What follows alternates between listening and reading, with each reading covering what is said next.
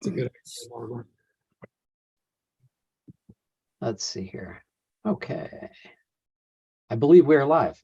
Good afternoon, everybody. This is Patrick from the Poison Pen Bookstore in Scottsdale, Arizona. As you can see on the sign behind me, which is new. I've been putting it everywhere. Thanks for tuning in to another of our virtual events. We are delighted to have Chris. Is it Hauty or Hauty? I should have established that beforehand. Hauty. Hauty. Fourth book in, we're going to get that right, Patrick. Hauty. Hauty. I'll get it. All names. It's absolutely no problem. And then let's see. And this is the brand new book called The Devil You Know. And Chris has signed a batch of books for us. Here we go. There we go. And I'll put a link in the comments field should you wish to purchase one. And if you have questions, go ahead and put those in as well. And Barbara will summon me on screen towards the end of the hour. I'll be happy to ask any questions you might have. So Barbara, over to you. Thank you very much, Patrick. I'm going to respell your name, Chris. I'm going to spell it H-A-U-G-H-T-Y, and then we can't screw it up, right? Or you can spell it H-O-T-T-I-E. He's a Hauty. That's a slightly different pronunciation. That's Hauty. Now, Hauty, right. We have to get those diphthongs correct. Anyway, with him, as I understand, his well-rehearsed partner in crime and act on the road, Douglas Steinberg.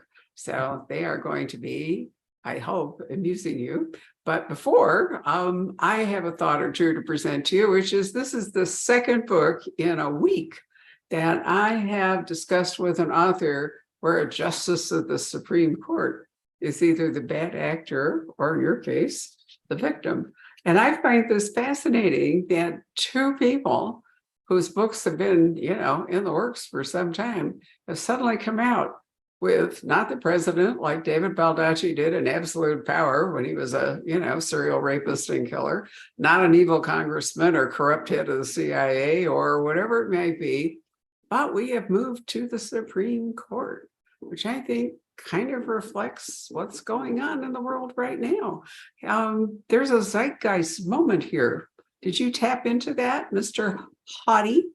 Well, I'm beginning to like that.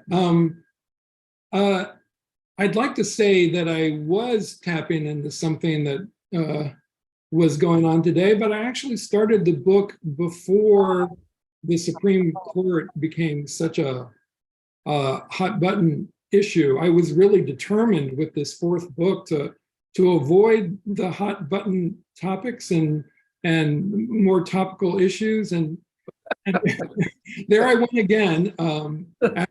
As I was beginning to write it, things began to get very interesting at the court. So pure happenstance. I think I'd covered the White House and the Supreme Court.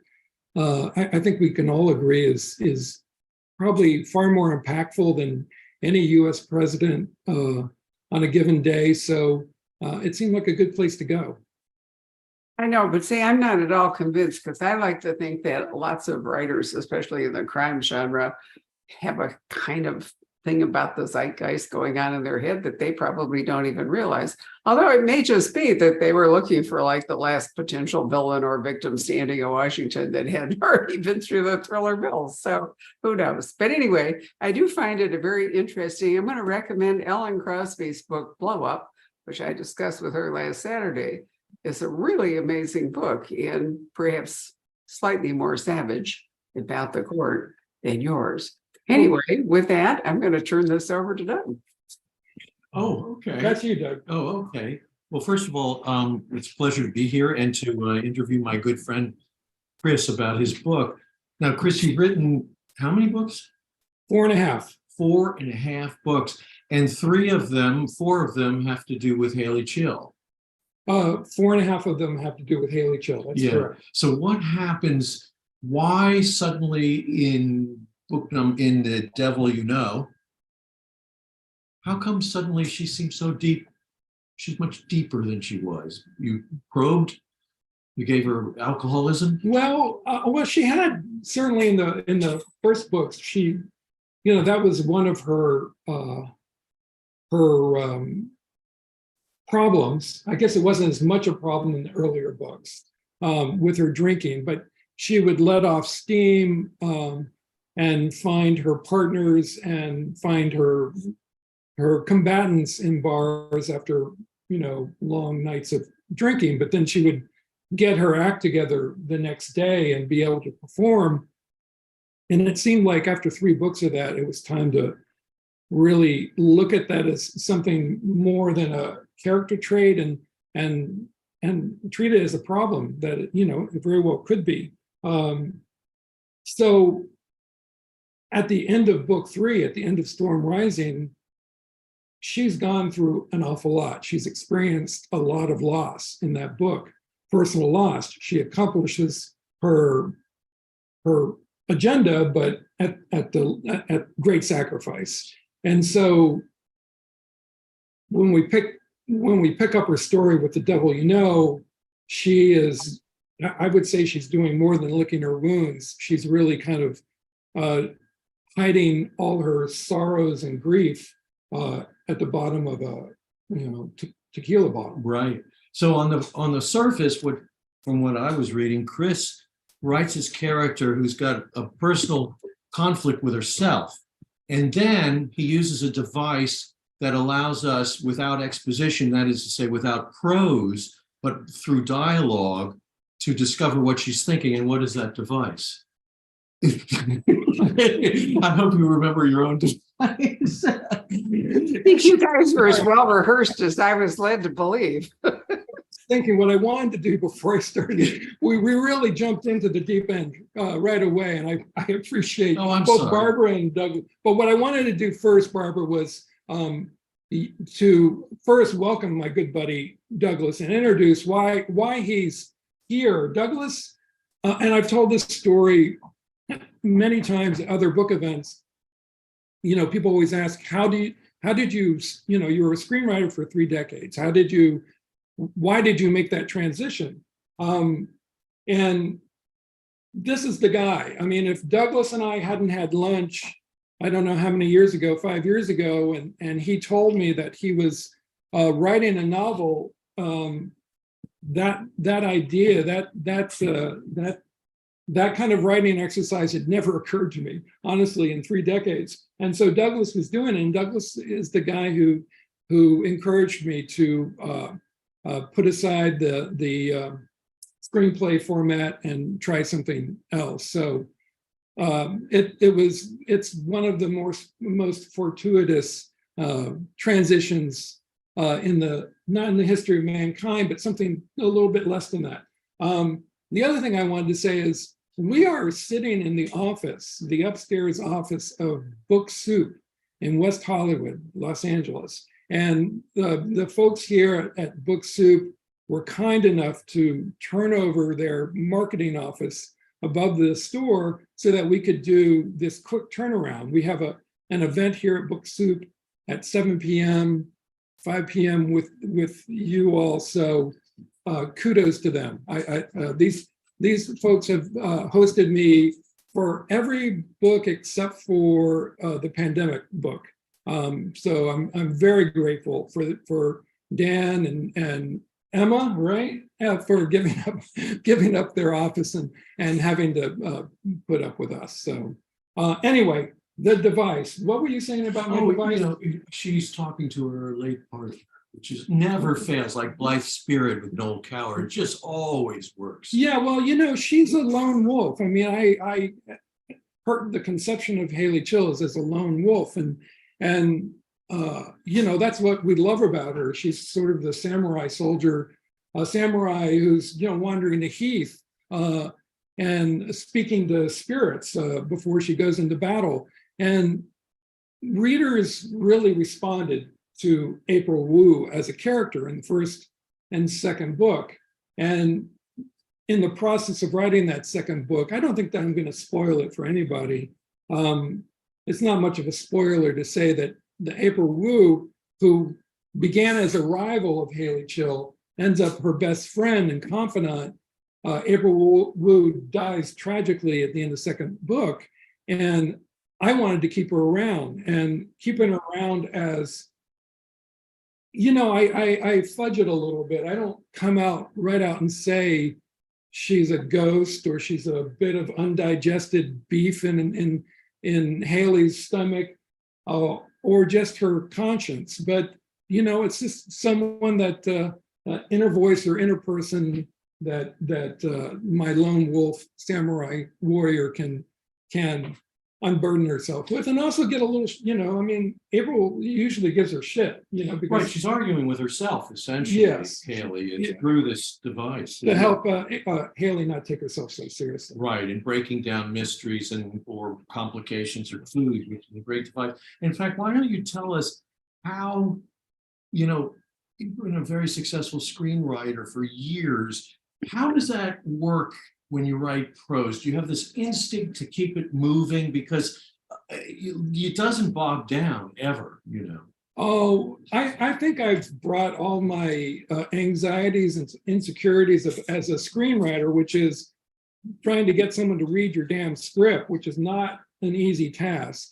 And you have to write in such a way that you grab your reader, your producer, your studio exec, or your movie star, and they're going to keep turning the pages. So Yeah. as screenwriters, we're trained that way. I'm sure, no novelist sits down and goes, how can I really bog things down and bore my reader to death? But I do think that screenwriters, and Barbara, you can speak to this, the successful novelists who are also active screenwriters, you notice a style that they've brought with them to writing their books, or do they seem just like another good thriller novel or crime novel? I think people who are used to screenwriting, tend to see things. They tend to, have sort of a visual picture of what's going on. But, screenwriting is strong on dialogue and pretty sketchy about landscape and background, because you could just say, church, and Yes. Yeah. that kind of thing. So I think for screenwriters, I'm trying to think who it was I just talked to about this. Some of them have a really hard time going past dialogue to, setting the scene and describing the action, because in screenwriting, you assume the actors, you just say, fight scene or something, and there it goes.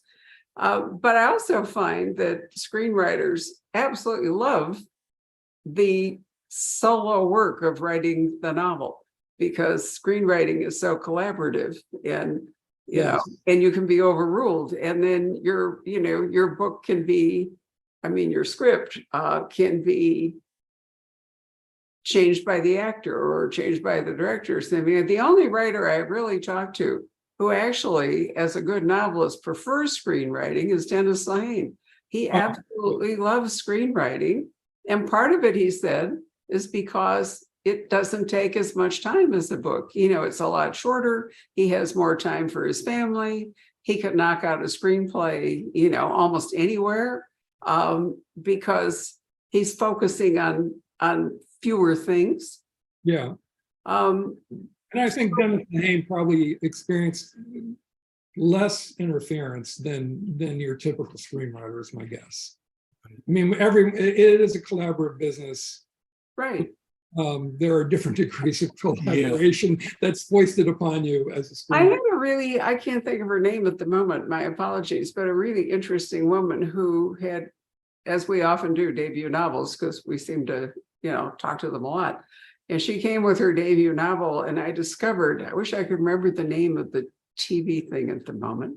Anyway, it was a TV series I loved and I had watched, and at the end, basically all the characters go down, and one of them in particular was heartbreaking.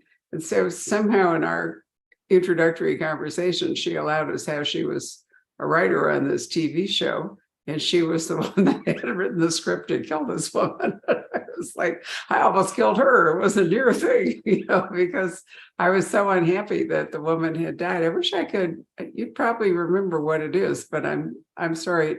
Patrick, save me here. It went on for ages, and it started out with security cameras and a kind of surveillance thing, and it ended up being kind of a battle between two computer-driven organizations. Person of interest. Thank you. That is indeed it. I just couldn't think of it. Patrick and I have a well-rehearsed thing here where I can't remember things and he uses the chat function to tell me what it is. And the author was Melissa Scrivener. Love that. Right. So got all that worked out. Anyway, she was much happier to be a novelist than she had been as a screenwriter for many. And part of it was the autonomy. And then part of it may be, although I don't remember she said that she actually liked writing in the landscape and, you know, all those things that a screenwriter can leave to the visual part. So everybody's brain works differently. I had a playwriting teacher who used to describe dramatic writing as a vulgar form. The reason being is you have to glean what people are thinking from their dialogue and from their actions. Whereas when you, depending on your point of view, a first or third or close third, whatever. But the thing is you can get into thoughts succinctly. And that's the difference, because it's harder to write with your hands cuffed. But when you can say what more succinctly what somebody's thinking or what their intentions are, it makes it a lot easier. You can imagine how do you get that out of a line of dialogue? It's all about subtext and you have to build it. It's pretty difficult. So it must be freeing up a bit to write prose. Very freeing up. Yeah. But it's taken a while to kind of, I mean, I think with each book I've left screenwriting behind kind of increasingly, because I made I made probably more than one mistake, but one mistake that was brought to my attention with the first book, with Deep State. One of the reviewers or reader, I can't remember how I was made aware of this, but I actually wrote a line in the book that said something like, "We see Haley climb the stairs." And that's that's screenplay. Yeah. Is we see, you know, that's you're telling the camera operator that's what we're going to follow. Sure. But I don't think I make those mistakes anymore.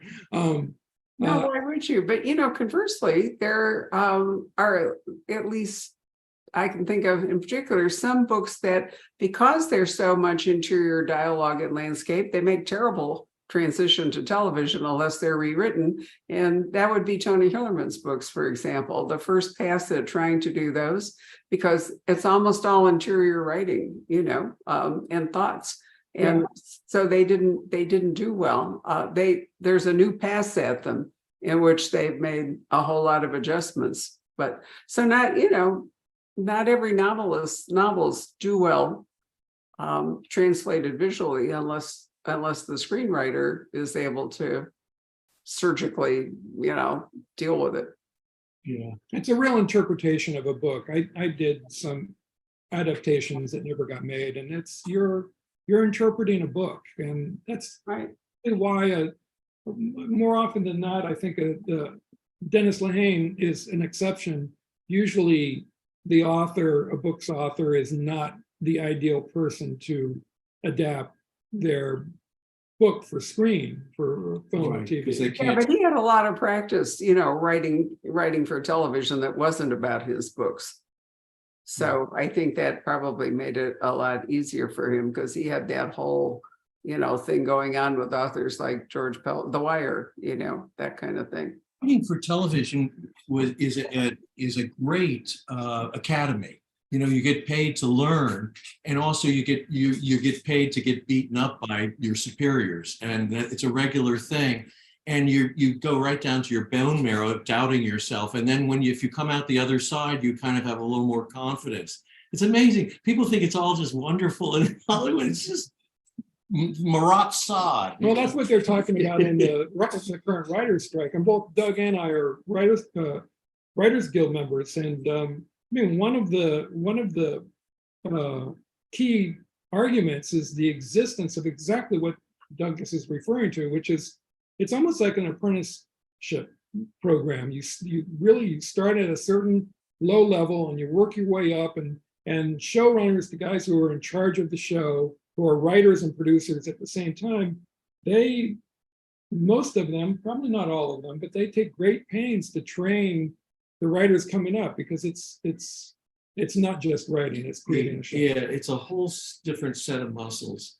that have to be strengthened until it becomes instinct. But and then I think, then to go and tell a story in prose is like almost like lying in a puffy bed. What do you think? It was very much like lying in a puffy bed. After that lunch that I had with Douglas 4 or 5 years ago, I just thought I would try it on for size. And I wrote for a day and it seemed to go pretty well. And the second day was even better. And I just found totally new ways to tell a story that, were not a part of my screenwriting toolbox. So I went and looked up the New York Times review of, which book is it here? Deep State. Yes. And I thought that what did I just lose it here? Rats. They had a description of Haley that I thought was particularly interesting in terms of how they defined her, that, she was, how did I manage to just change that? Do you remember what they said about her? Amazingly enough, I do not have my New York Times book review Memorized? memorized. It's I'm so sorry. It's- Right. Well, anyway, they talked about her relentless focus and her, her her combat, training and all. And in just, if I can find this again, in just 4 lines, they managed to, I think the problem is I'm in the wrong book here. Hang on a minute. Here we go. I lost it. Now I found it again. Okay. Not with her photographic memory, superb physical conditioning, relentless focus, and expertise at 1-to-1 combat. I thought, wow, is that the way you wrote Haley Chill? Is that, because this is how the Times reviewer sees her. Is that an accurate picture? I would say that's a distillation of her. Some readers have commented, sometimes unfavorably, that she's a superwoman. And I never conceived of her in that way. My agenda was to create a character who did not have vast resources or seemingly extensive training to take on the deep state.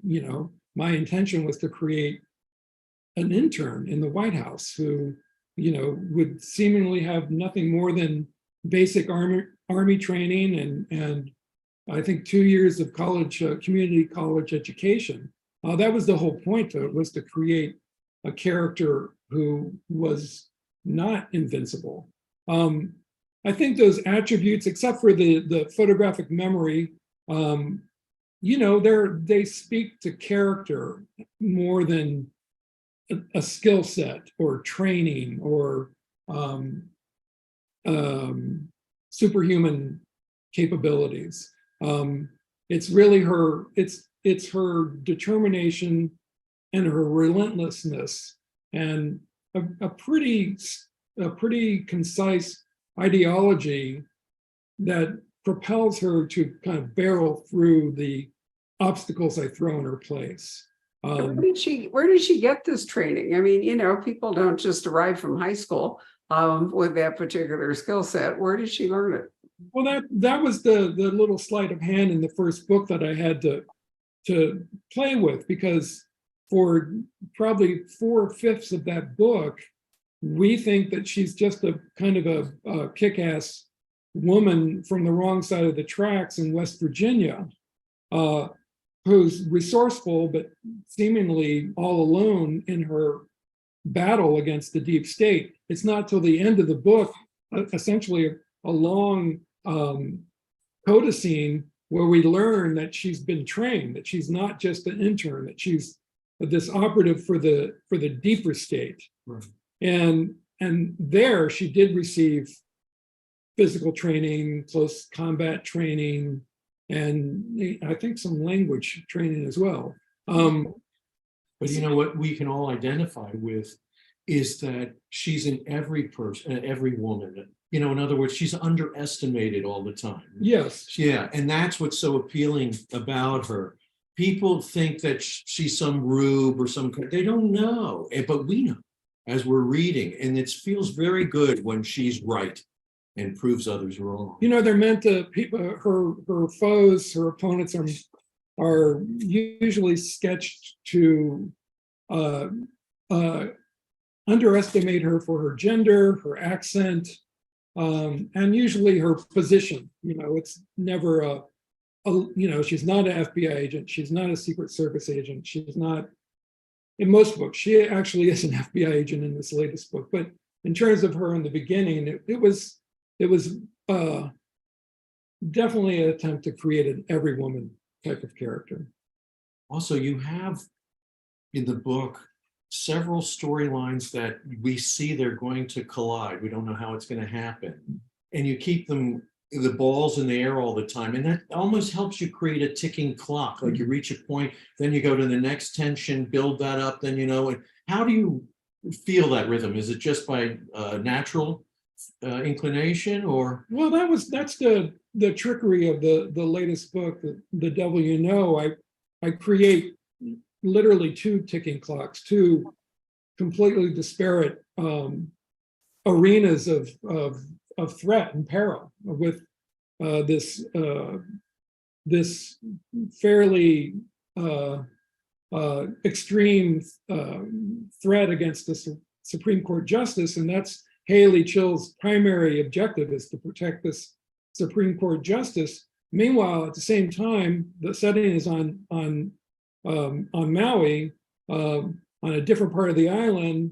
A whole school bus of school kids have literally disappeared from the face of the earth, and no one sees any link between these two incidents. There's really no reason to think that they're linked, and it's up to Haley to ultimately see that possible link and then find some way to resolve them as the two storylines merge. It was fun to write that. You know, it's fun to have a lot of balls in the air, because you don't have to worry about things getting too draggy in your novel. And it's also suspenseful. It's not so, there's some run and jump, which is always exciting, but it's more suspenseful than the other novels, which is tension. And I really, you know, it's really good stuff. Yeah, thank you, Douglas. You're welcome.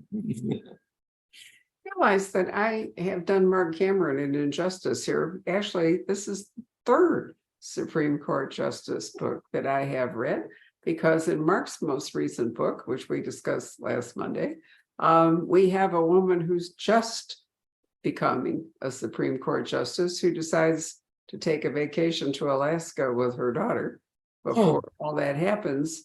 And there's the whole pressure thing, which is not dissimilar to what happens in your book. And you know, you recognize that a justice, although we're having a little trouble with this concept right at the moment, but in theory, a justice should be looking only at the facts and the law and not be influenced by, you know, anything personal or any kind of pressure group or any kind of lobbyist or something. But you can see that the stakes for someone or other with a case coming towards the court could be very, very high if they were able to suborn or pressure a justice, which was the point of Mark's book. And, you know, I guess doing a Supreme Court justice in theory takes it to the highest stakes there are in the highest court in the land. Yeah. The stakes are obvious, you know, like, and I set up, I think the natural assumption, since we're living in a very polarized political environment these days, I think the natural assumption, if someone's threatening to take out one or more Supreme Court justices, that it's political motivation.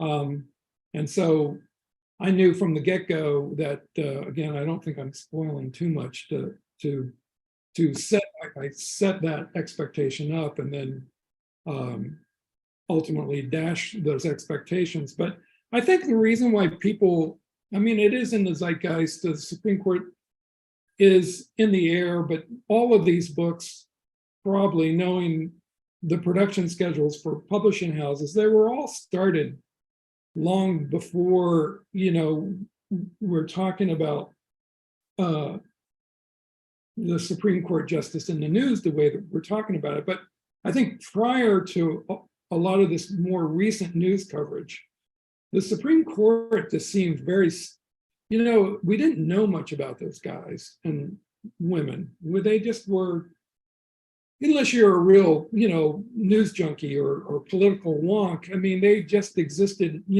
up there on their dais and dressed in their robes. We didn't really think of them as They were Vestal virgins. Yeah. They were incorruptible. and that's the goal, and that's the ideal. But as we've discovered, they are real people. But so that's why one of my motivations, and the original idea came from just a friend saying, I have a good idea for a thriller. And usually people say that and you kind of nod your head and smile politely, and then you go back to thinking about what your grocery list is. But someone said, what if someone's taking out Supreme Court justices? And that was the genesis of this book. And that person is now suing. Chris. Suing me, You're taking me to, demanding the spoils. But I wanted to kind of get to know a Supreme Court justice in my book. So that was a fun activity to create someone, with a life beneath those robes. Right. We have a lot of feints and surprises too, which keeps us, we think we know where we're going, and then you reverse it, and then we double down like any great mystery. It's pretty great. Mm-hmm.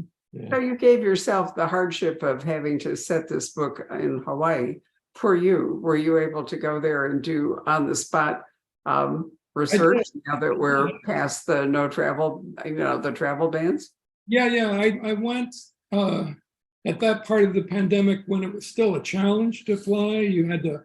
Hawaii was quite intense with their controls, and so you had to get a special card and proof, and it was more than driving from California to Arizona, that was for sure. But I had never been to Hawaii before my trip there for this book, and so spent a little bit of time on the Big Island, and then went to Maui and decided that was the place I really wanted to set the book in. It seemed. You said you cast your first draft into the volcano there. Yeah, well, yeah. I pushed my guide. You go up to Haleakala and just toss it. I love it. Why did you pick Maui? Why did I pick Maui? Oh. I liked the jungle aspect of it. I liked that it had both the kind of razzmatazz of the big hotels and big resorts, but also had, in the midsection, in the upcountry, it's sort of in the shadow of the volcano. It's much different, and that's where the school kids part of the story is set in. And those people have lived there for generations, and you have a real mix of affluence and natives and people who were just blue collar folks. And so that was appealing to me. And then also just the geographical diversity of that island is phenomenal. So I covered that entire island, at least drove kind of every aspect of it, from the volcano all the way out to Hana, and then all the way back on the what would that be, the southern shore. Barbara, sometimes it's just like wherever you land as an author, I think, I'm a firm believer, if I plot me down in any town in the US, then I'll find something of note to make it into the book. What I've been doing increasingly with each book is traveling to these places, experiencing some of the things, and they're just simple things like restaurants or the drive up to the volcano or the famous surfing and water windsurfing spot on the north shore of Hawaii, of Maui. And just incorporating whatever happens to me in those places, I put in the book, and it just gives it that extra level of authenticity and detail. Oh, I So totally agree with you. I mean, I've been to all the Hawaiian Islands, and Maui's the one in many ways the most impacted by tourism in concentrated areas over the, decades that I've been going there. Interestingly enough, my husband and I last a year ago, a little more than a year ago, we're very fond of a sailing yacht called the Wind Spirit, which is part of the Windstar cruise line. It's very small. It's like 120 people or something. And they apparently have decided to leave one, there are two of them, in French Polynesia. So it's a lovely 7-day kind of a yacht sail around it. And it was our first trip, post-pandemic. And you had to, as you point out, go through a lot of hoops, to get to San Francisco, and then it's, you had to go through all kinds of testing and stuff where they let you on the flight to Tahiti. But here's what I learned, which I found fascinating. It's the same chain as Hawaii. It's on the other side of the equator, and you don't go over the international date line. So it's only a little bit farther than Hawaii, but it's French overlaying the Polynesian, this is Asian American Pacific Islander Heritage Month, which is sort of why I'm saying this, because I'm giving it a little bit of plug. But we still I know where book 5 is going to be set. But for tourism, it's astonishing because they don't get maybe 200,000 people a year, whereas Hawaii gets 10 million people a year. So the experience in French Polynesia, which of course is very much like Hawaii, looks a lot like Hawaii, feels a lot like it in many ways, is completely different. And the part I love the most is Bora Bora, which is the one, it has the over the water haoles and, is also exciting, and the cruise ship stop there now. And the reason is that the volcano, when it collapsed, the caldera, left this beautiful lagoon. But the reason that cruise ships can go there, I had no idea this was true, was right after Pearl Harbor, the US Navy decided to take what was left and take it to safety at Bora Bora. And to do that, they blasted through the coral reef. So they destroyed, a chunk of the reef, and that's why ships can go into it. That's what I love about travel. I mean, would you ever have really known that? No. Let me put on your editorial hat for a second, Barbara. If you had your author hat, if you were writing a thriller, or editing your author's thriller, which Hawaiian island would you? You have a lot of experience with Hawaii, more than I do. So it sort of depends on what action you want. I mean, I had a dorm mate when I was at Stanford back in the 50s who lived in Kauai, which at that point was so rural, that probably nobody heard of it. Now it's more prominent because they filmed Jurassic Park, or whatever the sequel to Jurassic Park was. So if you're looking for something more remote, Kauai would be the obvious choice. If you're looking to where more action is, because of the tourism and the whole bit, Maui would probably be your best bet. The Big Island is the most diverse in terms of climate, because the east side of it is very humid and kind of jungly, and the west coast is, quite different. And although Maui gets a ton of tourists and ships and all, I think the Big Island might have the most actual number of visitors. And it feels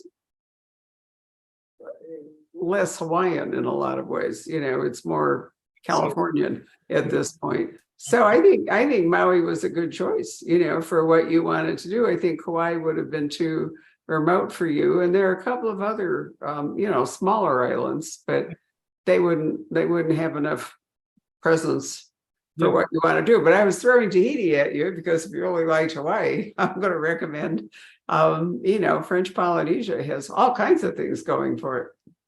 That's great. sounds great. About the end of the book, which I won't reveal, but do we see a future with Haley, or do you not want to say anything? Oh, well, I can't. Don't have to. Well, here's what I'll say about that. The 4 books or 4.5 books. I think where Haley ends up in this book, she's not finished. Definitely, there's a sense of continuance with that. You know, she certainly isn't deceased at the end of book 4. But what I'm trying to say is that this sort of part of her story is completed, I think, in the 4 books, these first 4 books, because the first 3 books, you know, have the one piece of connective tissue is about her father. I mean, Right. And really, you know, the 3rd book, Storm Rising, she is really getting down to the truth about the nature of her father's death, what he was up to, and there's some fairly dramatic redemption in the completion of that arc. But like I said earlier, she's really gotten her butt kicked by the end of that 3rd book, Storm Rising. And so with The Devil You Know, it's really kind of her chance to kind of resolve some of these character flaws and problems, and kind of and center herself again. So by the end of the book, she's centered and ready to kind of move forward and save the day next time the day needs saving. The next book I really can't talk about. Okay. There's some, I think when you're doing a backstory arc like the whole question of her father, there's a limit to how many books you can draw it out. Yeah, for sure. At some point, that story arc needs to come to rest, and then you Yeah, can start a new one, or not, as the case may be. And this is a reasonable length of time for you to have explored that. Yeah, and the topic really isn't that storyline, the father storyline, is really ended with the 3rd book. Like I said, it's like this is almost like the 4th book is just sort of the recovery with all this other stuff going on between the school kids and the Supreme Court justice. It's like also the personal story of Haley's finding center again. That's the only way I can think of it, of describing it. But yeah, I think that there's I haven't figured it out yet, but there's a similar storyline for her that I would like to explore that has that kind of personal relevance for her. this book is in the ether, by the way. I was just telling Chris on my drive, before I left to drive here for this meeting, I got an email from Amazon and this was there. So it's catching on, I think. How did that happen? I don't know. We don't say the word Amazon here, Doug. I didn't mean to say. Oh, it's okay. Actually, I'm very fond of Amazon Publishing because I think they do some very good work with authors who might not be able to do some of those things. So actually, I work a lot with Amazon. I've got Bob Dragoni, whose career Amazon saved, coming down with his editor to do an event in October. So, so you don't need to worry about, and actually I'm a Barnes and Noble bookseller. So, I work with them too. I think we're all in this together. And, the Poison Pen is not all that large, and there's no way that we can encompass the universe of books that these other retailers do. And, all books sold are good for other books that are waiting to be sold, I think. So. And a lot of books burn longer than other books, which is always a good thing. We're not going to talk politics. Let's not talk politics now. I made that mistake earlier today. Now, it's getting harder and harder not to, just because every day there's some new outrage. I could hardly believe it that Ron DeSantis today, says that if he's elected, he's going to pardon all the. When I think of all the work that went into trying to deal with the January 6th thing, and now we have both Trump and DeSantis saying we're going to pardon it. And then, you look at the justice system and you think it's almost becoming a joke. if, you know, if that kind of thing can happen. And powers that were written into the Constitution, like the presidential pardon, nobody ever thought it would be suborned in that direction. Just like, as somebody pointed out to me recently, and I thought about it, when the Constitution was drafted, people didn't live to be so old. Most people, you know, died in their 50s or 60s. They didn't envision career politicians or people sitting on the court until, you know, for decades and all. And so in many ways, some of the Constitution, and I say this as a real student of it, really needs updating in terms of, you know, how things have evolved. I'm a foe of the Electoral College, I'll tell you that. Yeah, but you've got the originalists to deal with. How are you going to do that? You know, you can't change a word. I don't really know any way to resolve all the different threads that are going on. And then I've been saying for the last almost year that the head of the Wagner Group was going to end up fomenting a revolution, that this war was going to unseat Putin and there would be a coup, and the Wagner guy was the guy that was going to do it. And guess what? You know, reading the paper today, you can sort of see that I'm not that far off. Yeah. So, you know, and then the New York Times ran a whole thing last Sunday, wasn't it, about the problem with Xi in China is that by suppressing all possible rivals, he's left no succession plan. You know, so if anything happens to him, it's like up for grabs. And that's what these guys do when they, you know, create a state that just depends on them. There's always instability and tumult and all when they're gone, because none of them is immortal, and you don't even know what to expect. So I think the whole world is kind of at the moment in this chaotic state. I always thought Prigozhin's private army was like the palace guard for Putin, but it's in history, you notice palace guards often overthrow their boss. All the way back to Rome, you know, the Praetorian Guards, they were the guys that determined, you know, a lot of emperors. So, yeah, I mean, it's really dangerous to start dealing with stuff like that. And that's what worries me about mobilizing different parts of our government to be almost, in effect, you know, private armies and so forth. It's hard when there's no consensus. When dissensus is, you know, if anybody read Federalist Papers, we had to read them when I was in high school. People actually had to read the Federalist Papers. And Federalist Paper number 10 is the one we're looking at. And that's the one that said that when we get to a tyranny of minorities, the majority can't hold and democracy will fail. And I think that's, you know, very close to where we are. So that's a gloomy note, right? But, you know, every day I read the paper, I think I'm just going to restrict myself to the funnies and the Bridgian. just let it go. But, you know, as thriller writers, you've got a chance, Chris, you know, to really address some of these issues in a way in fiction that, you know, may have a more profound effect on your readers than the New York Times. I mean, I think that's what I've been doing, less so with this new book, but the Storm Rising, you know, as a topic of focused on white supremacy in the U.S. military. You know, sometimes I don't know if I'm doing myself any justice in being quite that on point of a starting place for creating my fictions. But I've always kind of looked to what I'm experiencing when I'm an avid news reader and consumer of current events, and that totally filters into my work as an author.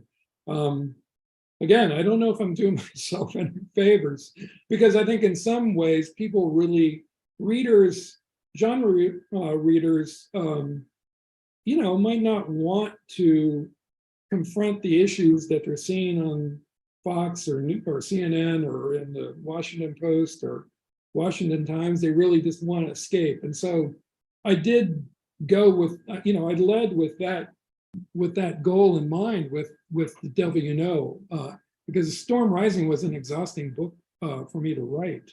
I wrote it in the, you know, smack dab in 2020, and when all hell was breaking loose in the country. And I think that I think some of that craziness and darkness ended up on the pages of Storm Rising. And so The Devil You Know was a, as Doug was saying earlier about this sort of creating the, the dual ticking clocks. I really just wanted to craft something that was, it's a overused phrase, but a real ride with the book, and seemed to be, judging by early reads, people seem to be taking it as such, as something that's a real, again, we've heard it before a million times, but Well, this one reason historical fiction's on the rise, because, it's a lot easier to write about stuff that already happened, where we know how it came out, but you can present the same issues we're facing in historical fiction, because none of this is new. It's new to us, but it's not new. So I think what I do is, it's sort of a subset of that kind of historical fiction, because I do pull so much out of the news or recent history, and it ends up in the books. I like to take those things and just twist them around, and so that the reader will recognize, they'll go, oh yeah, I remember, like when, whatever, the Turkish ambassador's henchmen beat up a bunch of protesters in Washington, D.C. I mean, I put that in the first book. But then, camouflage it, twist it around, give it a different ending. But the truth is, every book you write becomes historical fiction. Yeah. Because life moves on, and it's looking back and reading it. Lots of people like to reread books. I'm not fond of rereading books because, as I said, they've become historical. I've moved on, time has moved on, and I'm not going to read the book in the same way. If it's a book I really loved, I think I can dilute the impact of it with a reread. And other people, want to read a book at different times in their life and always get new things out of it. So, we're all different. Readers are all different, just like writers are all different. And, but that's what makes it fun. Patrick, why don't you come join this discussion, since I'm in danger of disintegrating into actual politics? Good. Okay. Let's see. Let me just check and see if we have any questions, because I don't want to get into politics either, because I have my opinions, and they might not be shared by people watching. Let's see. Okay, Tracy would like to know. She says, "Hi, Chris.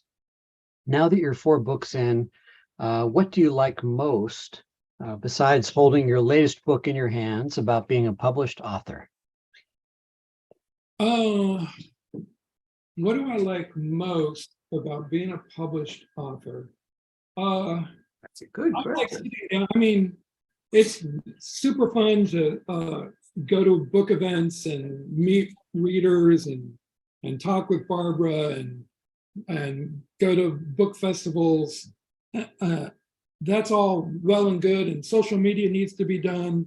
What I really love the most, and what I'm dying to get back to in about a week and a half, is just sitting down and making, putting words on paper. And as I go further and further in this transition from being a screenwriter to being an author, I feel like I'm developing more facility for it.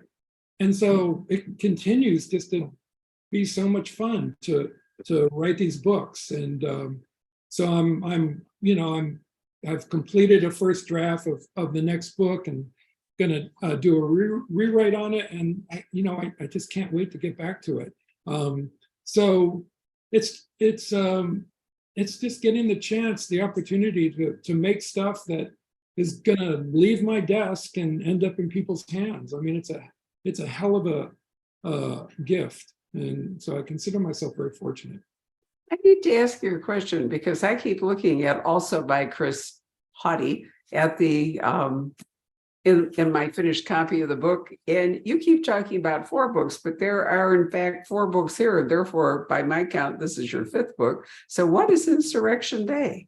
Well, Insurrection Day was a novella that it was done. There was the first 2 books came out in January, and then the 3rd and 4th book came out in May.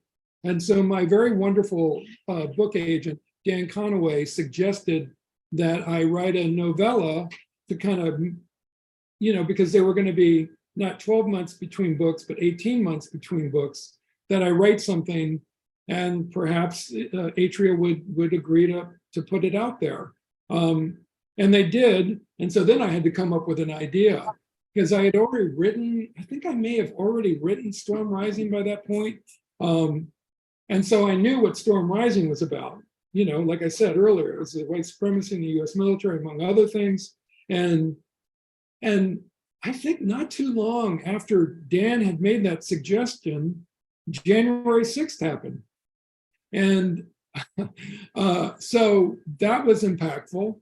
Speaking of, historical novels and mucking around with the actual events. So there was a photograph of two congressional interns, two female congressional interns, and they were carrying the ballot box that, they were January 6th, they were trying to stop the count. And so I probably posted something on Twitter or something, put that picture up and said something about, wow, that looks like, one of those young ladies could be Haley Chill.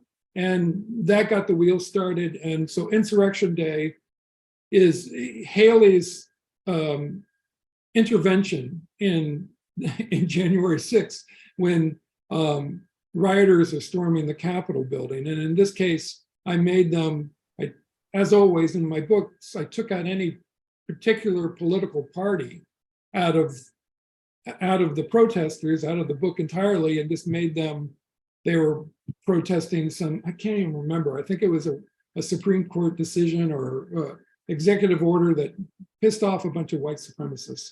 And so that storms the Capitol, and that dovetails with what happens next in Storm Rising. So the books do follow a chronology. So when you were talking about 4.5 books, was the half book Yes. that book? Yes.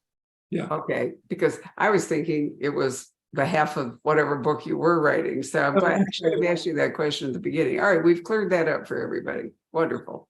Okay, Patrick. Has anybody asked about Chris's writing style? Because that always, or writing process, that is always a popular question. No, but that is a good question. Do you have any kind of advice for aspiring writers? Perhaps? Don't do it. Don't. Don't do it. Doug is still an aspiring writer. Make friends with Doug. That'll be the way to do it, right? Make friends with Doug. He's a man with very many good ideas. Advice, someone, my good friend David Temple asked me that same question during a podcast that he posted for me last week. And the best I came up with, and it sounds a little crass, but it was, my simple tip was don't be boring. I always, again, it gets back to being an anxious screenwriter who, lives and dies by the words on those pages. And you need to really always defy expectations. You need to say things in interesting ways. And that's in the smallest way of like how you use your words and your language, all the way up to, those big macro elements in your book, like, oh, we know this is going to be a politically motivated attack on the Supreme Court. And then you pull the rug out from underneath your reader and turn the story in a different direction. And that, for me, I probably have it posted somewhere on a yellow Post-it near my computer, and essentially it's don't be boring. Don't be boring. Leave out the parts that people skip. Right? Yeah, many more famous authors have like Elmore Leonard has said it in ways that they're more elegant, and I leave out the parts people don't want to read. Yeah. Already know that? I did know that. So I stepped on your line. I'm sorry. That's okay. That's all right. That's really about it. We have somebody who says that she's sitting in West Hollywood near Book Soup watching. Well, maybe she needs to get down to Book Soup. See, that's the thing about streaming, is that it becomes a kind of Netflix operation. And we know that we have, to a great degree, suppressed audience at the Poison Pen, because we stream all of our events. And, often it's more appealing to put on your jammies and, grab a snack and sit down and watch it than to drive 40 miles across, Metro Phoenix. So, I think COVID changed so many things about how we live and how we consume entertainment or how we do things. And, streaming has changed everything, has changed the movie. That's why we're having a writer's strike as we speak, so we're all adjusting to this reality, but it takes cooperation from authors like you, Chris, who are willing to sign books and, support the video parts, the streaming parts, so that it still works as though it were a live event. So Well, the next book, I'm going to insist that I come out to beautiful Scottsdale. I always well, love. we'd love to have you. And now that you've tantalized us by not telling us anything about the next book. Big book. It's going to be a good one. I can promise you it's a big book. I'm delighted to hear it. And I'm glad that you feel like you should do something, whatever this is, different. Because I think that's good for a writer, not to just get in the groove to the point where it's not exciting. So Sure how you do. well, have a wonderful time at your live event at Book Soup. Many thanks to the owners of Book Soup for making this possible right there. And as Pat is pointing out, and I will point out, we do still have a very few autographed copies left of The Devil You Know. So I urge you to grab one and enjoy it. Right. Thank you so much, guys. You bet. Yeah. Have fun.